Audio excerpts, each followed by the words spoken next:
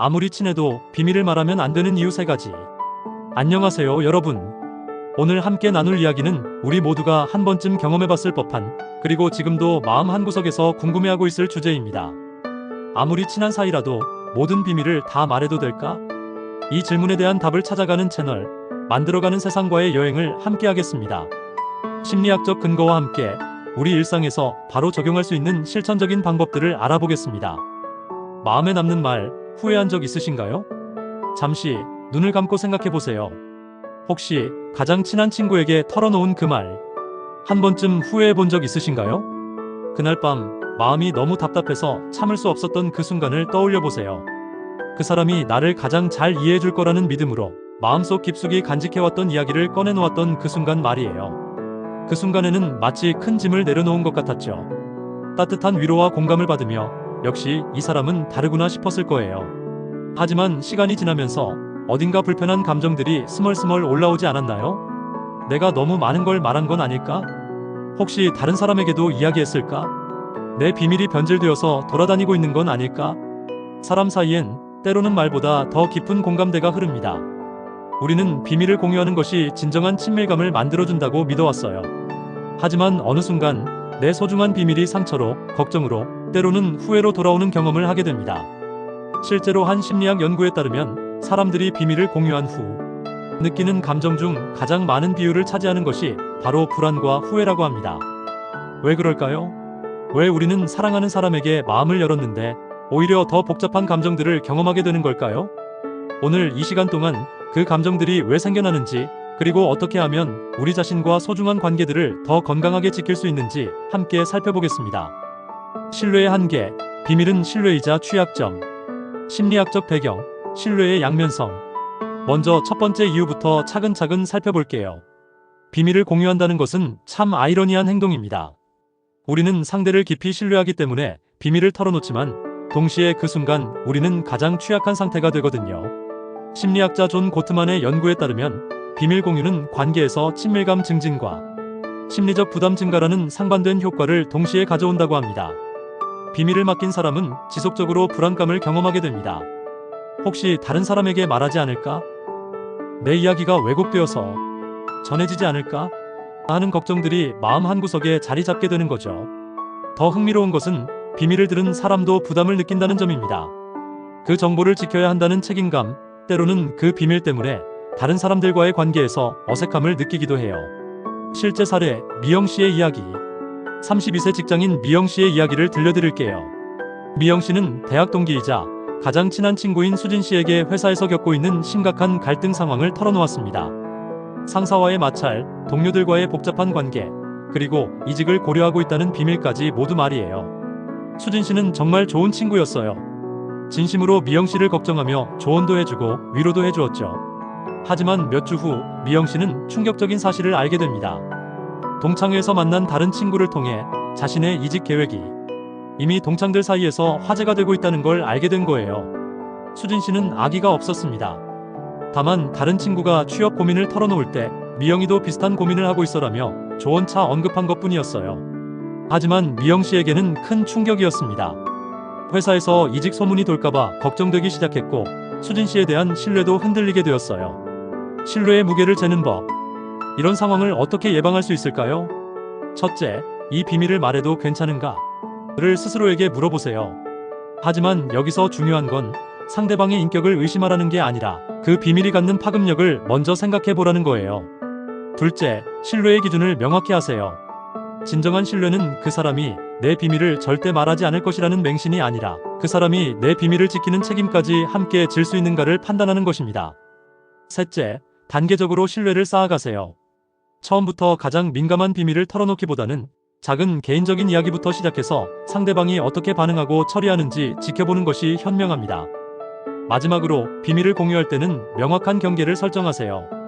이건 정말 우리 둘만 아는 이야기였으면 좋겠어라고 직접적으로 표현하는 것이 서로에게 도움이 됩니다. 정보의 왜곡과 오해, 비밀의 진실성은 쉽게 흔들린다. 심리학적 배경, 기억과 전달의 한계. 두 번째 이유는 더욱 과학적이고 흥미로운 부분입니다. 여러분, 전화게임이라는 놀이 기억하시나요? 한 사람이 귓속말로 전한 말이 여러 사람을 거치면서 완전히 다른 내용으로 변하는 그 게임 말이에요. 놀랍게도 우리의 뇌는 실제로 그런 식으로 작동합니다. 심리학에서는 이를 정보 왜곡 효과, 미신퍼메이션 이펙트라고 부르죠. 인지심리학자 엘리자베스 로프터스의 유명한 연구에 따르면 사람들은 같은 사건을 목격하고도 시간이 지나면서 기억이 변형되고 다른 사람의 말에 영향을 받아 원래 기억까지 바뀐다고 합니다. 더 놀라운 건 감정적으로 충격적이거나 중요한 내용일수록 더 크게 과장되어 기억된다는 점입니다. 우리가 친구에게 털어놓는 비밀들이 바로 그런 성격의 정보들이죠. 변질되는 이야기, 은정씨의 경험. 28세 회사원 은정씨의 이야기입니다. 은정씨는 오랜 친구 민지에게 새로 만난 남자친구와의 고민을 털어놓았습니다. 남자친구가 아직 이혼 절차를 마무리하지 못한 상황이라 주변 시선이 부담되고 관계를 공개하기 어렵다는 내용이었어요. 민지는 정말 좋은 친구였습니다. 은정이의 입장을 충분히 이해하며 사랑에는 때가 있는 법이야. 너무 자책하지 말라고 위로해 주었죠. 하지만 몇 달 후 은정씨는 다른 친구를 통해 충격적인 말을 듣게 됩니다. 은정이가 유부남과 불륜 관계를 갖고 있다면서. 민지가 그러던데. 은정씨의 원래 이야기는 이혼 절차 중인 남자친구와의 진지한 교제였는데 어느새 유부남과의 불륜으로 변질되어 있었던 거예요. 민지 역시 억울했습니다. 다른 친구가 연애 상담을 할 때 은정이도 복잡한 상황에서 연애하고 있어서 고민이 많더라고 조심스럽게 언급했을 뿐이었거든요. 하지만 그 말을 들은 사람이 자신의 방식으로 해석하고 또 다른 사람에게 전달하면서 내용이 완전히 바뀐 거였죠. 왜곡을 막는 방법들. 이런 상황을 어떻게 예방할 수 있을까요? 첫째, 민감한 정보는 최대한 간단 명료하게 전달하되 해석의 여지가 많은 표현은 피하세요. 복잡한 상황보다는 구체적인 상황을 설명하는 것이 오해를 줄일 수 있습니다. 둘째, 자신의 감정과 사실을 구분해서 이야기하세요. 나는 이렇게 느꼈어와 실제로 이런 일이 있었어를 명확히 구분하면 듣는 사람도 객관적으로 이해할 수 있습니다. 셋째, 중요한 비밀일수록 여러 번에 나누어 이야기하지 마세요.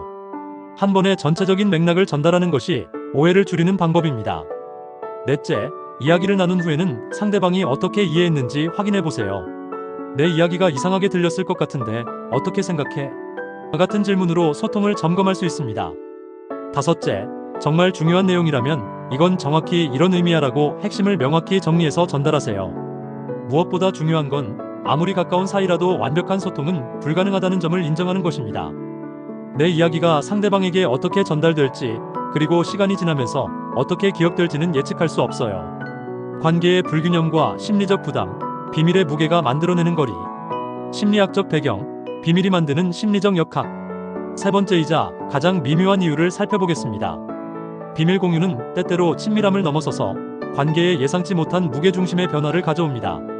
사회심리학자 아론의 연구에 따르면 깊은 개인정보를 공유하는 것은 관계에서 권력의 불균형을 만들어낼 수 있다고 합니다.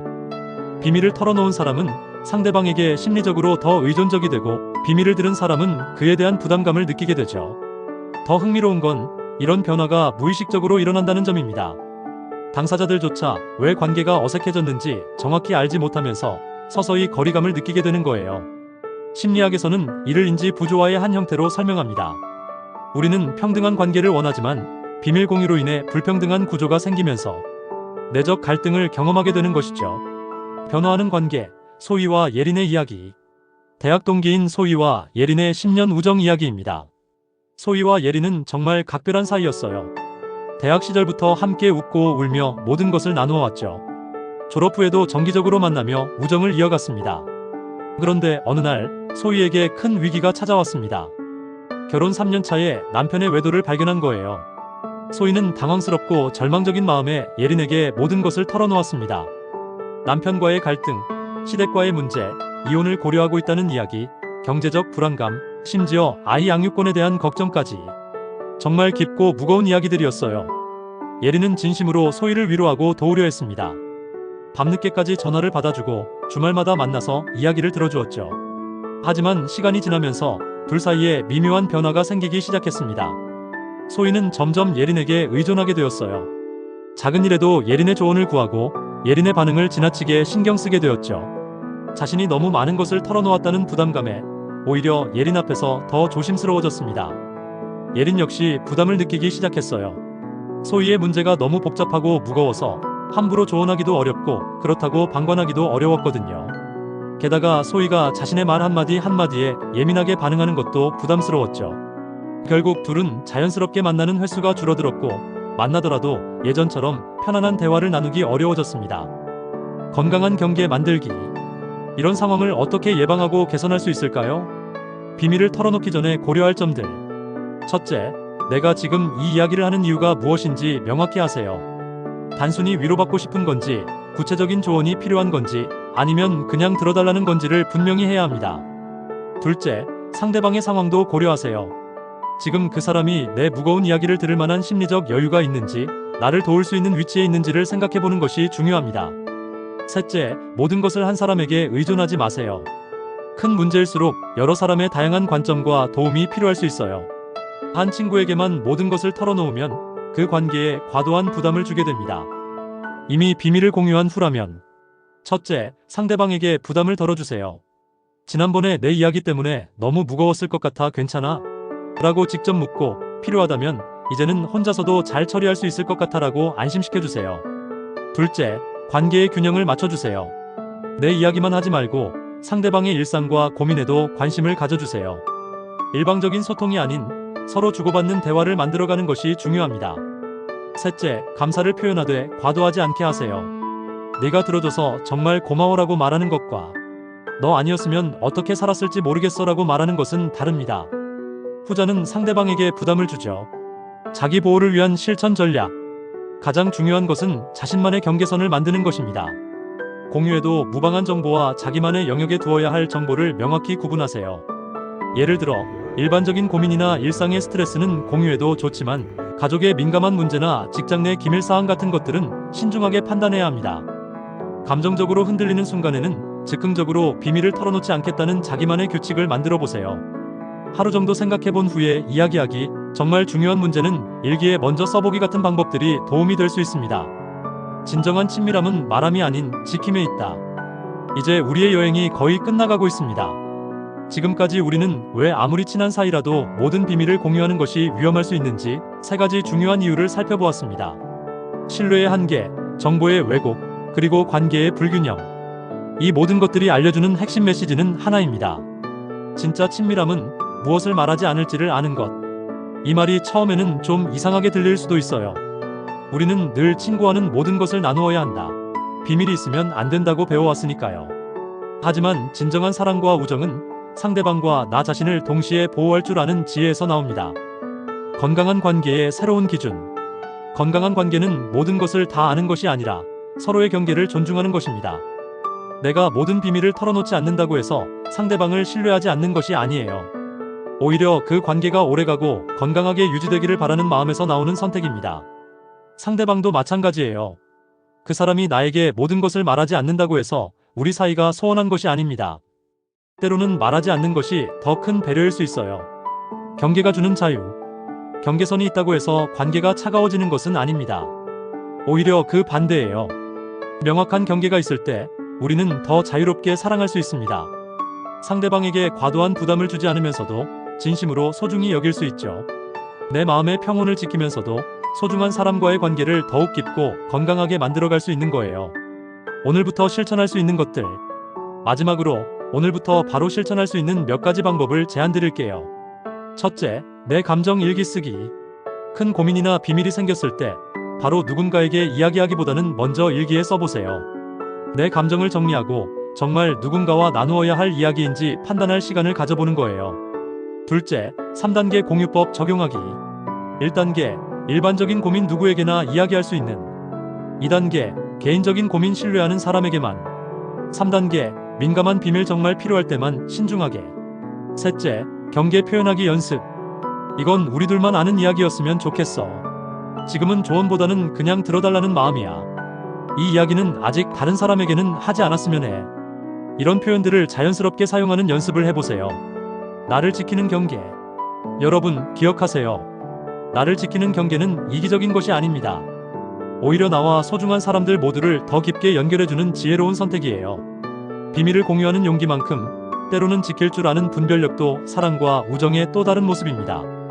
오늘 이 시간이 여러분의 소중한 관계들을 더욱 건강하고 아름답게 만드는 데 도움이 되었으면 좋겠습니다.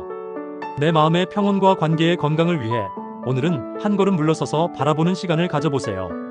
진정한 친밀함은 모든 것을 말하는 것이 아니라 서로를 온전히 존중하며 함께 성장해 나가는 것입니다.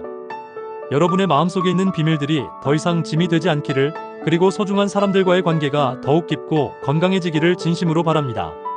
여러분, 오늘 만들어가는 세상의 긴 여행 함께 해주셔서 정말 감사합니다.